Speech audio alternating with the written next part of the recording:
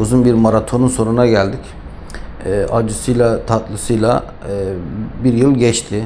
Şimdi işin sonuna geldik. Bu üniversite sınavı çocukların hayatını belirleyecek bir sınav. Fakat onlara ben hep söylüyorum, yine söylüyorum. Sizin amacınız dünyada iyi bir insan olmak. Ondan sonra iyi bir doktor olmak, iyi bir öğretmen olmak, iyi bir mühendis olmak, iyi bir mimar olmak. Bu ondan sonraki gelecek bir şey. Öncelikle hedefimiz iyi bir insan olmak. Bu sınav her şeyin sonu değil. Tam tersine her şeyin yeniden başladığı bir şey. Hayata yeniden başlıyoruz. Yepyeni bir hayata başlıyoruz bu sınavla. O yüzden bu sınavda bütün öğrencilere, ter dökecek bütün öğrencilere başarılar diliyorum. Bu sınavda her zamanki gibi deneme sınavına girer gibi deneme sınavlarına girdiler. Defalarca da girdiler. Defaatle sınava tabi tutuldular. Bu da onun gibi bir şey. Bir deneme sınavına girer gibi gidip üniversite sınavına girmeleri gerektiğini her zaman söylüyoruz. Tabii ki bu iş heyecansız olmaz. Ama şu an için öğrencilerimizde müthiş bir heyecan var. Heyecanı kaygıya taşırsa öğrenci başarısız olur. Biz de o yüzden burada kendilerine motive çalışmaları, motive konuşmaları yapıyoruz. Birinci şartımız motive olmak. Motivesiz bir öğrenci, motivesiz bir öğretmen hiçbir zaman başarılı olamaz. Yıl içinde bütün öğretmenlerin en büyük şikayetlerinden biri öğrencinin geç kalması. Öğrenci geç geldiği zaman okula veya kursa geç geldiği zaman kaybedeceği bir şey yok. Çünkü bunun telafisi var. Kendisi çalışır veya hocadan destek alır. Fakat sınavın telafisi yok. Geç kalan öğrencilerimiz şundan dolayı geç kalıyorlar. Hayatını belirleyecek bir sınav olduğu için heyecandan dolayı uyuyamıyor. Bir gün öncesinden uyuyamıyor. Oysa ki okulunda veya kursunda gireceği bir sınava hiç heyecan yapmadan akşam her zamanki gibi uyuduğu vakitte uyuyor veya çok geç uyuyor, geç uyanıyor. Yarım saat geç de gitse, 20 dakika geç de kalsa çok önemli bir şey olmuyor hayatında. Fakat üniversite sınavında belirli bir saat dilimi var. O saat diliminin dışında giderse, geç kalırsa sınava giremiyor. Bu durumda ne yapacak öğrencimiz? Biz söylüyoruz ama bu belki mümkün değil. Heyecanlanma demek kolay ama mecburen heyecanlanacak. Fakat kendisine bir disiplinli bir yaşam oluşturacak. Bunu yıl içinde oluşturacak. Ben hep söylüyorum öğrencilere. Bir yıl içinde disiplinli bir yaşam oluşturursanız, yatışınız ve kalkışınız, ders saatiniz, bunların saatleri hepsi belirli bir program ve nizam içerisinde olursa, buna uyarsa vücudu da, psikolojisi de, zihni de buna adapte olacak ve sınava da geç kalma durumu olmayacak, başarısız olma durumu da olmayacak. Ama öğrenci sıradan bir yaşam yaşadığı için, disiplinli yaşamadığı için nasıl olsa bir şekilde uyanırım, bir şekilde yaparım diye ve onun da sabah uyanamıyor. Maalesef geç kaldığı zaman hayatına mal olacak o sınava giremiyor.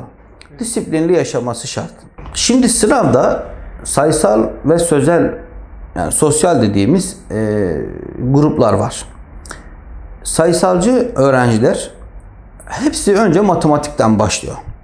Bu sabittir. Sözel ve TM grubu dediğimiz öğrenciler de Türkçeden başlar. Tarih, coğrafya böyle gider. Öbürleri de matematik, işte fizik, kimya, biyoloji. Fen grubundan başlar. Ben hep şunu söylüyorum yine öğrencilere. Hangi alanda başlayacaksanız deneme sınavlarında, normal yıl içindeki sınavlarda nasıl başladıysanız sınavda da öyle yapın.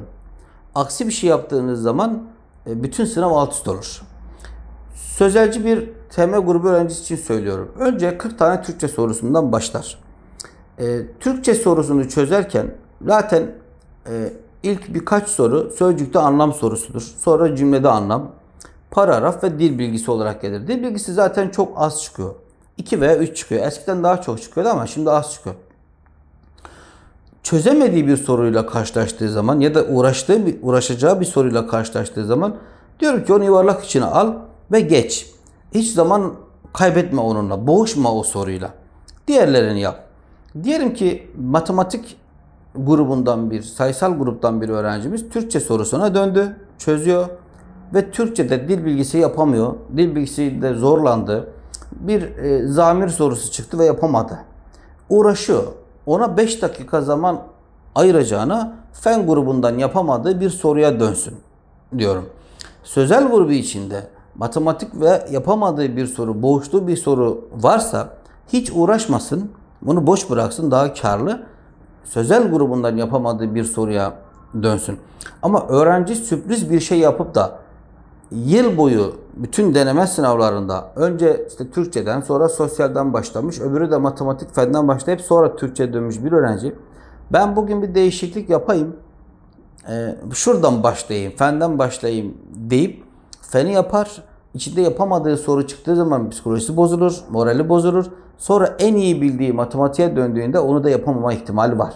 O yüzden yıl boyu bünyenizi, psikolojinizi ve kendi disiplininizi neye ayırmışsanız, ne alanda yapmışsanız sınavda da aynı şekilde yapacaksınız ki başarılı olabilirsiniz. Şimdi yıl içinde kahvaltılarını ya okulda, kantinde ya da kurslarda kantinde yapıyorlar.